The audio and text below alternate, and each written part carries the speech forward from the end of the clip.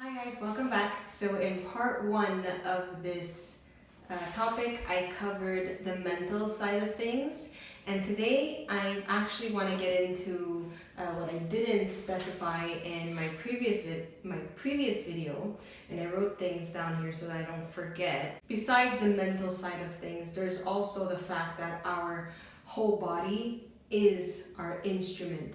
So if one day you're singing fantastic because your body is in good health, that's normal. And it's normal that if, the next day maybe, you're coming down, you might be coming down with something. You might be having a little bit of a sore throat that day. You might be in a really bad state. You might be stressed out about something you don't even realize. You might not even realize that the fact that you have paper thin walls and you know that your neighbors can hear you sing or practicing, you might not even realize that that really can affect you as well.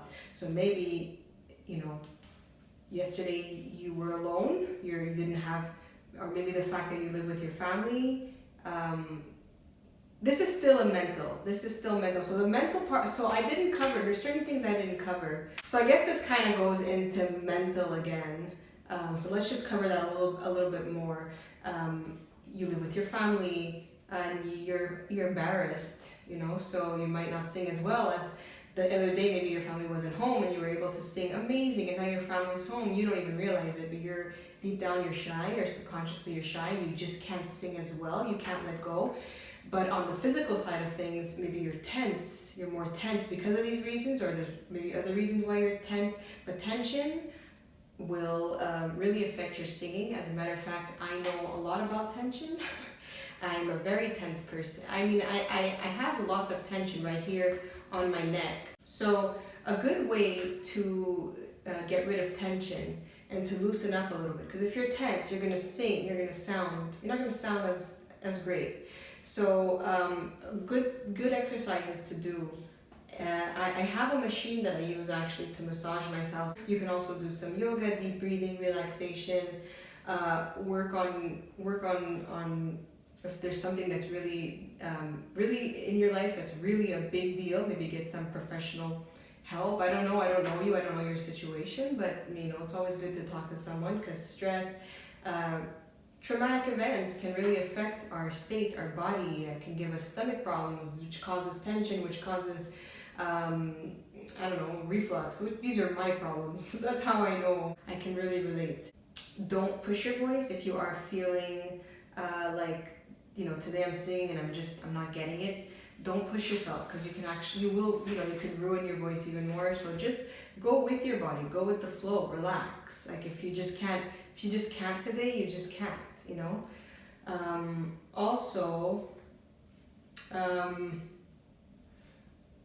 we hear this so much and we take it for granted.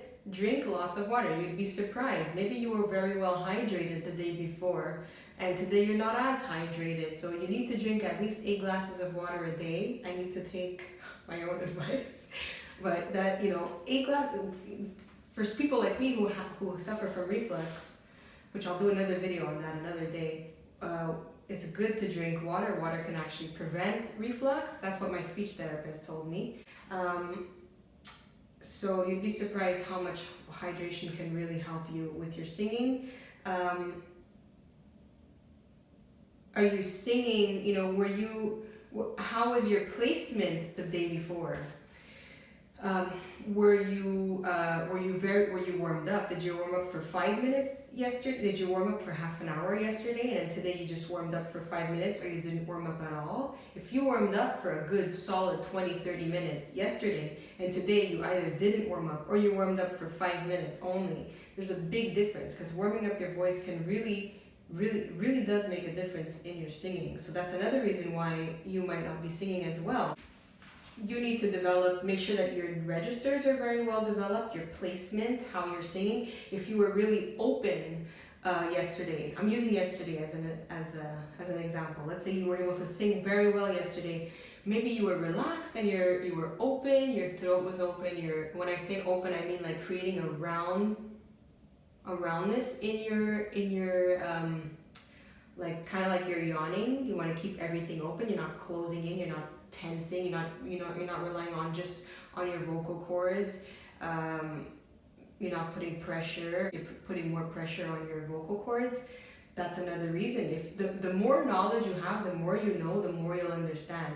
If you don't understand that, yesterday I was more relaxed, I was open, because that's a technique. My placement was good, and today it's not, but I don't understand why. You're not going to understand why yesterday it felt so free. You want to also try not to close in, especially when you're beginning, you're trying to learn good technique. You want to try to keep everything open, make everything like an ah sound rather than tightening up.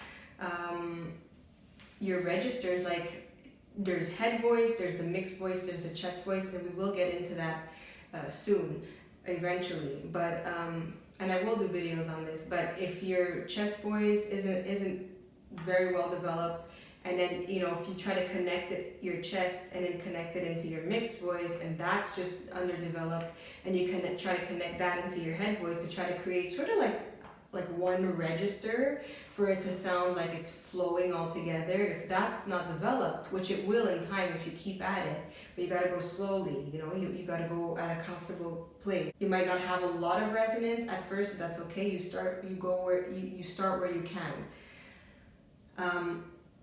That's another reason why maybe yesterday they were connecting, that you were hydrated, it's all connected. You were very well hydrated, you were very well warmed up, your placement was good, you were open, you were connecting, and today you're just not, because maybe you don't understand what you did the day before. So these are things that all come into play when it comes to your singing, and the best advice I could give you is just listen to your body and keep learning like you're learning. Keep learning about your body, learning about singing.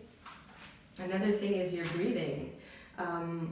You can hit really powerful notes, or you can do really cool things when you learn how to breathe properly, when you learn how to work with your diaphragm in order to have a really nice sound. If you're not using, your diaphragm to sing well, like when you're hitting high notes, you want to take a deep breath, like I showed you. I'll link the video down below of a video I did on breath. But when you go high, when you're singing tough notes, you want to try to push your stomach, like you're working with your stomach. So ah instead of ah. And also what'll happen is, if you're a beginner, these are problems that you're gonna have. As you get more experience, your bad days are not going to be as obvious when you have a lot of experience and you have a lot of knowledge in singing. And as you get better, your bad days are not going to be as bad, because you'll have more experience, you'll have more knowledge, your muscles will be very agile, and you'll have it all together. So like with anything, the more professional you become, the less issues you'll have. When you're starting out, it's very, very normal. If you are experienced and you're still having these issues, then it could be a technique, or it could be like some of the things that I talked about, stress or hydration, and like I mentioned in the first video, it could be a mental thing as well. So all these factors come into play. My advice to you would be to keep growing, keep learning, don't get discouraged.